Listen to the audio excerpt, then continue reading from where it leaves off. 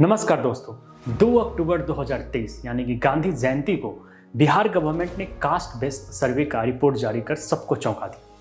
इस रिपोर्ट के अनुसार बिहार की जो कुल आबादी 10 करोड़ थी, अब वह बढ़कर 13 करोड़ से भी अधिक हो गया है।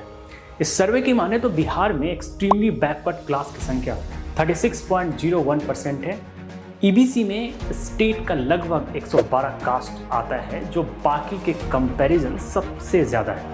इस सर्वे के अनुसार अदर बैकवर्ड क्लास की संख्या 27.12% है, शेड्यूल कास्ट 19.5%, शेड्यूल ट्राइब्स 1.68% एवं जनरल 50.52% है। अगर पर्टिकुलर कास्ट की बात करें तो यादव की संख्या सबसे ज़्यादा है, जो कुल पॉपुलेशन का 14.27% है।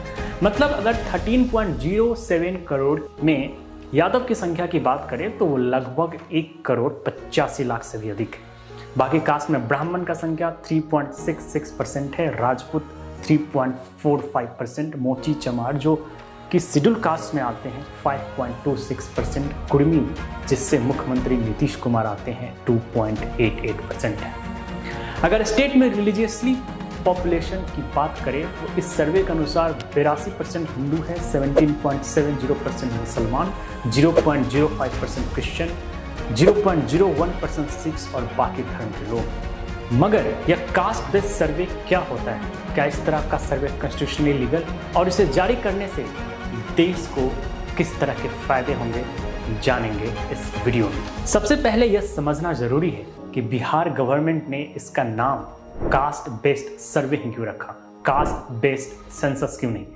अगर हम दोनों में अंतर की बात करें तो सेंसस हर 10 साल में एक बार आता है, जो कि फैक्चुअल डेटा एंड रिपोर्ट पे बेस्ड होता है and it covers the entire population और इसे कंडक्ट करने का पावर सिर्फ सेंटर के पास होता है। वही अगर सर्वे की बात करें तो इसका data opinion and assumptions based होता है, जो कि एक सैम्पलिंग मेथड पे डिपेंड होता है। लेकिन आपको यह जानकर हैरानी होगी कि बिहार का यह caste based survey is actually based on census method, जिसमें राज्य का इंटायर पॉपुलेशन कवर्ड है। लेकिन फिर भी कुछ ऑपोजिशन लीडर्स या सवाल खड़ा कर रहे हैं कि डेटा से छेड़छाड़ किया गया है और उनके घर सर्वे कंडक्ट करने किसी भी तरह का कोई ऑफिशियल्स नहीं आया। मतलब ये हुआ कि यहाँ पे स्टेट गवर्नमेंट को सामने आकर सब कुछ क्लियर करना चाहिए कि उन्होंने इसे कैसे कंडक्ट करवाया और यह कोई ओपिनियन बेस्ड नहीं बल्कि रियल फैक्ट्स एंड डेटा पे आधारित है।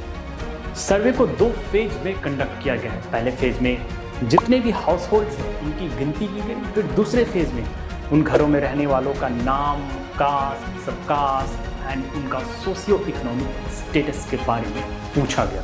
इस सर्वे में कुल 17 सवाल थे, जिसमें लोगों के आधार, पैन तथा राशन कार्ड के बारे में पूछा गया। हालांकि इनमें से कुछ सवाल ऑप्शनल भी थे और इसे कंडक्ट करने में जो कुल खर्च आया है वो 500 करोड़ रुपए है।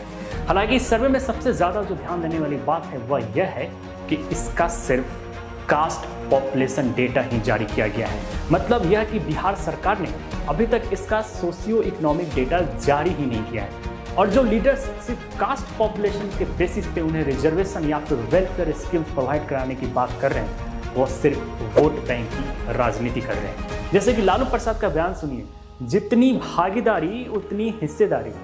मतलब extremely backward class plus other backward class की संख्या सबसे ज़्यादा है, तो क्या उसकी हिस्सेदारी सबसे ज़्यादा होगी? क्या सरकार यह तय नहीं करेगी कि अदर बैकवर्ड क्लास में जितने लोग हैं उसमें कितने सोशली एंड इकोनॉमिकली स्ट्रॉन्ग हैं और कितने कमज़ोर?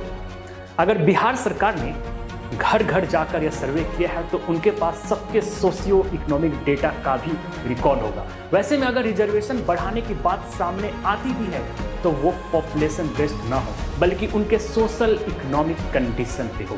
अगर ओबीसी रिजर्वेशन को समझना है तो थोड़ा पीछे चलते हैं। यह 1980s में एक स्ट्रॉन्ग पॉलिटिकल मूवमेंट की शुरुआत हुई, जिसे हम मंडल पॉलिटिक्स भी कहते हैं। इस मूवमेंट का main motto socially and economically disadvantaged communities को government jobs and educational institutions में रिजर्वेशन प्रोवाइड कराना था और इसमें सबसे बड़ी संख्या ओबीसी की थी।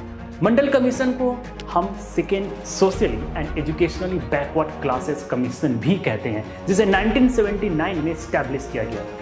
इस कमीशन को पीपी मंडल हेड कर रहे थे एंड इसका मेन एम समाज में जो socially and educationally backward classes थे उनको आइडेंटिफाई करना था। मंडल कमीशन के रिपोर्ट को 1990 में लागू किया गया। इस रिपोर्ट के अनुसार उस समय देश में अदर बैकवर्ड क्लास की पॉपुलेशन करीब 52% थी और कमीशन ने यह मांग भी किया कि उसी हिसाब से उन्हें रिजर्वेशन भी प्रोवाइड कराया जाए, लेकिन ऐसा बिल्कुल नहीं हुआ।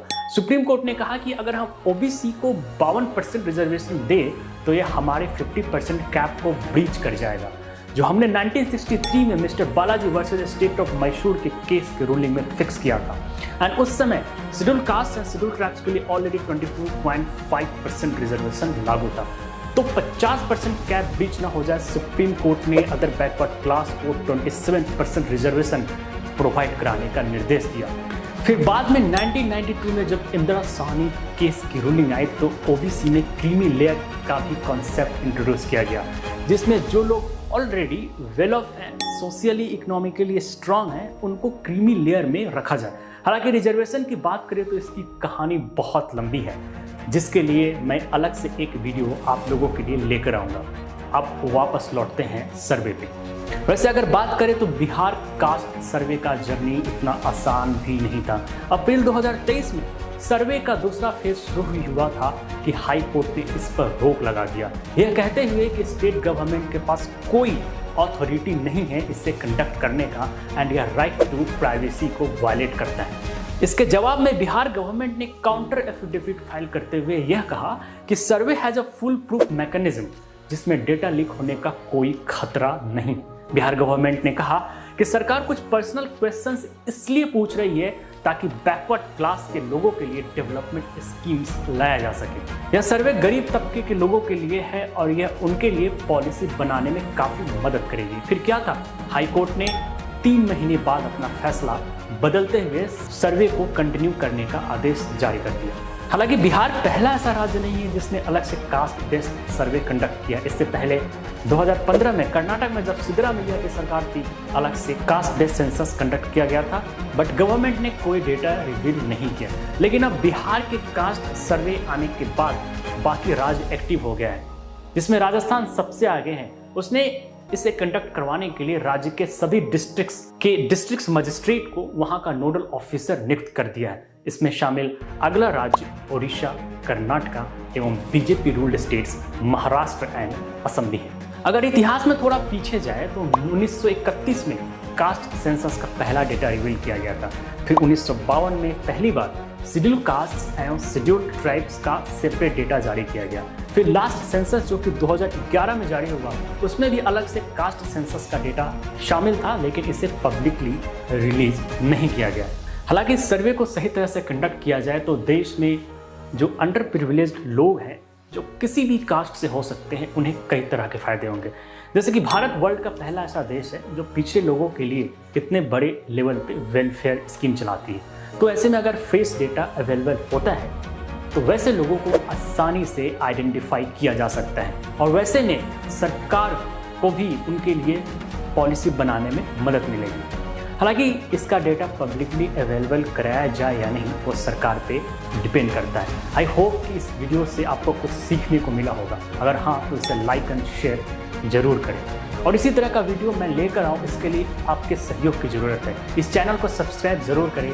इतने से आपका कुछ नहीं होता, बट हमारी मदद ज़रूर होगी। बहुत बहुत धन्यवाद।